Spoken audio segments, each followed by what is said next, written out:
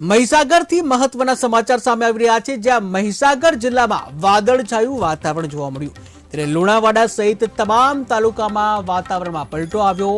ઠંડા પવનો ફૂંકાવાની સાથે ગાઢ ધુમ્મસ જોવા મળ્યું છે ત્યારે પાકમાં જીવાત પડવાની સ્થિતિમાં પણ વધારો થયો છે, જ્યાં ધરતીપુત્રોમાં અચાનક આવેલા વાતાવરણના પલટાને લઈને ચિંતા જોવા મળી રહી છે।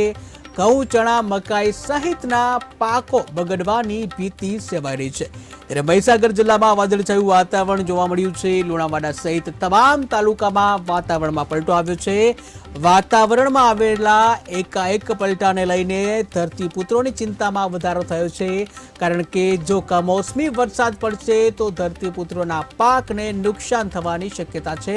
ઉલ્લેખનીય છે કે હવામાન વિભાગ દ્વારા પણ કમોસમી વરસાદની આગાહી કરાઈ છે ત્યારે ધરતીપુત્રોમાં ચિંતાનો માહોલ જોવા મળ્યો છે। ઘઉં, ચણા, મકાઈ સહિતના પાકો બગડવાની ભીતિ સેવાઈ રહી છે।